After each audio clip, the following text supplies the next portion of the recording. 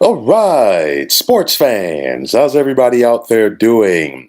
William Martin coming at you one more time here on YouTube with another edition of the 300 Pounds of Sports Knowledge Podcast. Now, when you think of the St. Louis Cardinals, you not only think of one of the better franchises in Major League Baseball, but in all of professional sports. Only the New York Yankees, who have won 27 World Series championships, have won more than the 11 that the St. Louis Cardinals possess. And since 2000, the Cardinals have only had one losing season, while they've gone on to win a pair of World Series championships since 2006.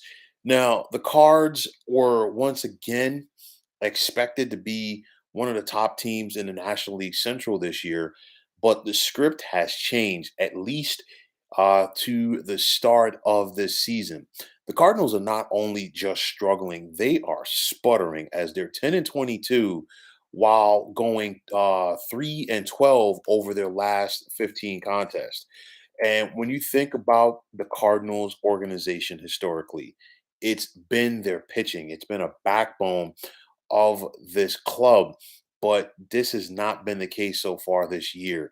St. Louis's team ERA of 4.52 is eighth in the NL so far, and their six quality starts have them are 14th, while they're also 14th in hits allowed on the senior circuit.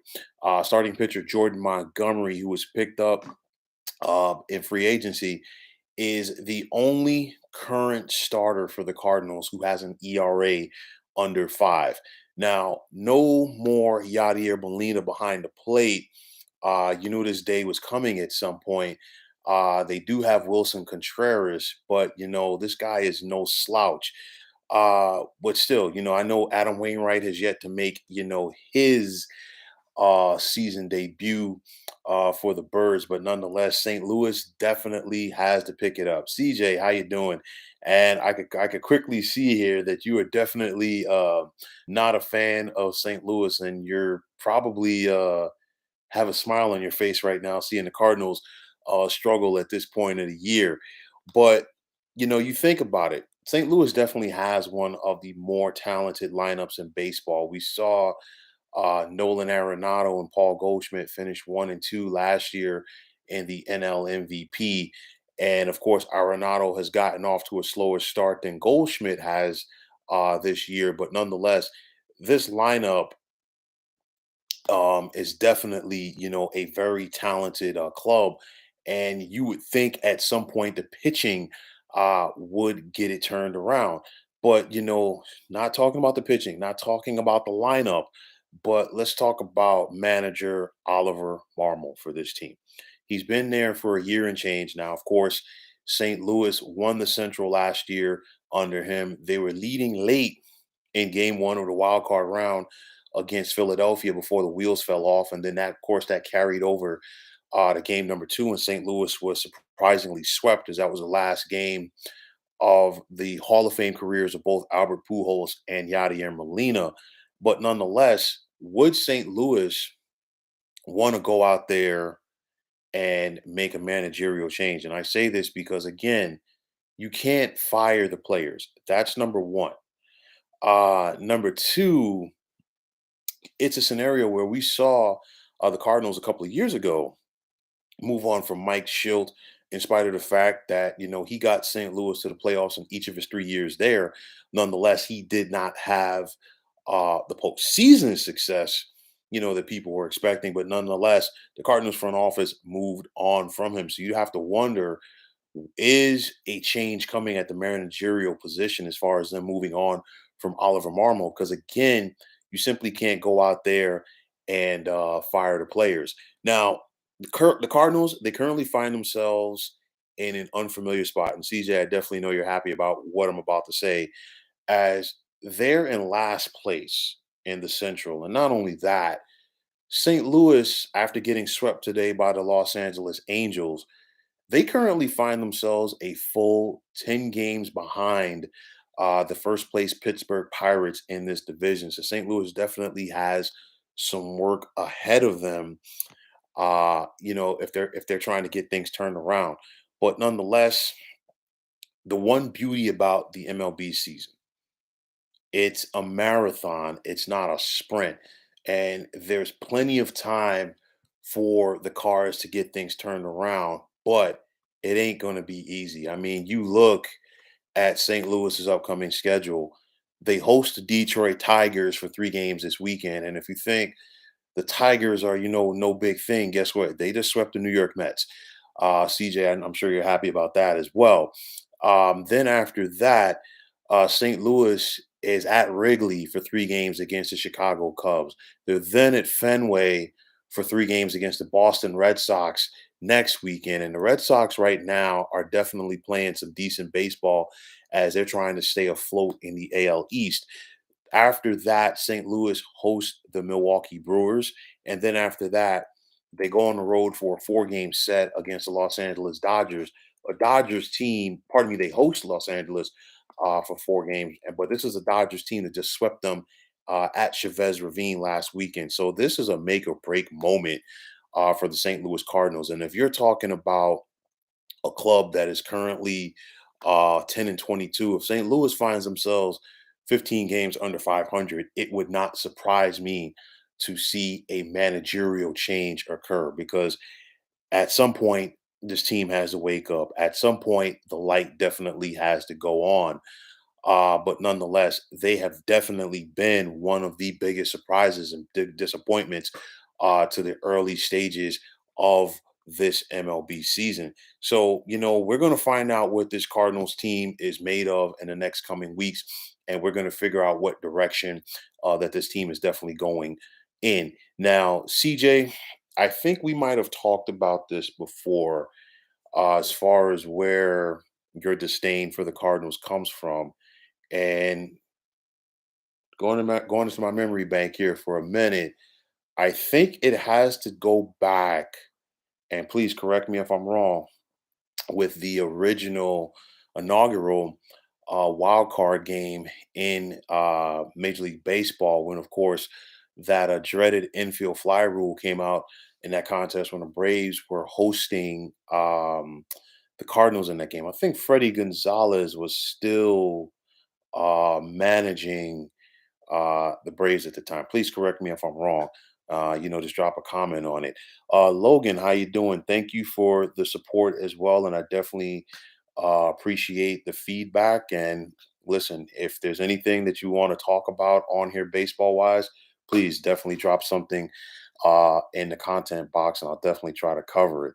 But CJ, getting back to you real quickly, I think that's part of it where it comes from. Like I said, please feel free to correct me, if I'm wrong. CJ saying he hopes that St. Louis finishes with the worst record in the NL, if not MLB. Well, I'll tell you like this. Um, St. Louis definitely is not going to finish with the worst record in Major League Baseball this year. I think the Oakland Athletics have the inside track on that, and it's unfortunate, what's going on with their situation for their fan base because they got some great fans out there in the Bay Area. But nonetheless, I do think St. Louis, at some point, we'll get things turned around. CJ, you're saying, yeah, it started then with Freddie G was our manager until 2016, and it got worse in 2019 when their pitcher complained about the tomahawk chop. That one I did forget about the last part of that, but I definitely remember the wild card game with St. Louis and Atlanta that year. And of course, you being a Braves fan, St. Louis has had a long history, if you will, with the Braves in the postseason. You think back to 1982 when the Braves won pardon me, not the American League West, the National League West under Joe Torre, and of course they got to the playoffs and lost to the Cardinals in the LCS, and of course St. Louis went on to beat Milwaukee in the Beer Maker Series to win the championship. And then, of course, these two teams met in the 90s. I think it was a 96 LCS. St. Louis had a 3-1 lead on Atlanta before Atlanta rallied to win the pennant. I think back to 2000 when the Braves and Cardinals met in the LDS, and it was the Cardinals who got the best of the Braves.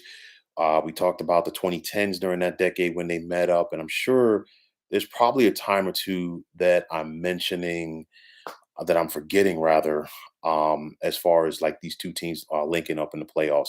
Nonetheless, St. Louis has been a consistent team. You think about it, like I said, a pair of championships since 2006. They also got to the World Series a couple of times. They lost to Boston in both 2004 and 2013. Of course, they had a couple of other opportunities to get back to the World Series, but they ran into the San Francisco Giants in the 2010s when they were en route to winning 3 titles in 5 years. But nonetheless, getting back to what I was saying, this has been a consistent winner, and this is uncharted waters, if you will, for the St. Louis Cardinals. So this is a make or break moment. It's gut check time, and we're going to see what this Cardinals team is made of sooner rather than later.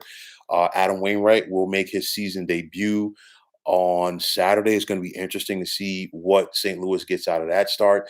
Jordan Montgomery tomorrow night at home. And again, like I said, he's the only St. Louis starter that currently has an ERA under 5. What is Steven Matz going to do on Sunday in the finale with the Tigers? And you got Miles Mikolas going in the opener at Wrigley against the Cubs.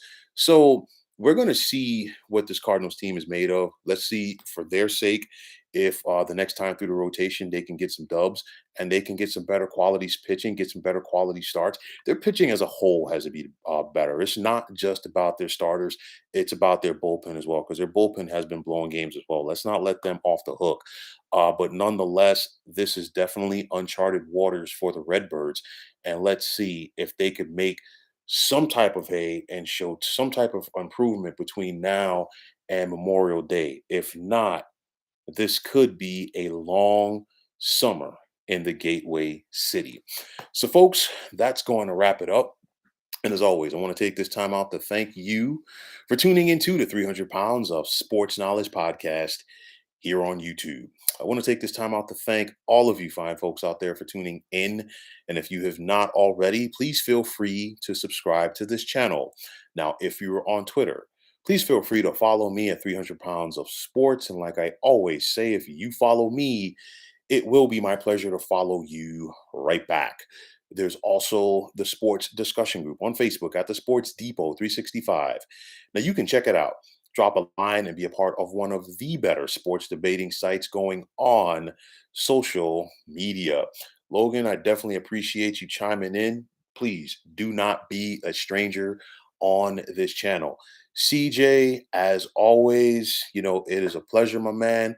I am sure that you are riding the wave right now. You probably, maybe not at this moment, but you probably at some point this week have a big Kool-Aid smile on your face, definitely due to the fact that the Braves are looking good right now.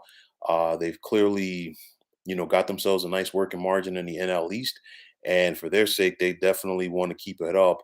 As of course, they got there, they reached the summit a couple of years ago. They definitely want to try to get back, but nonetheless, they are definitely off to a good start. But folks, that is going to wrap it up. Once again, this is William Martin saying thanks for tuning into the 300 Pounds of Sports Knowledge podcast here on YouTube. Good night and be well.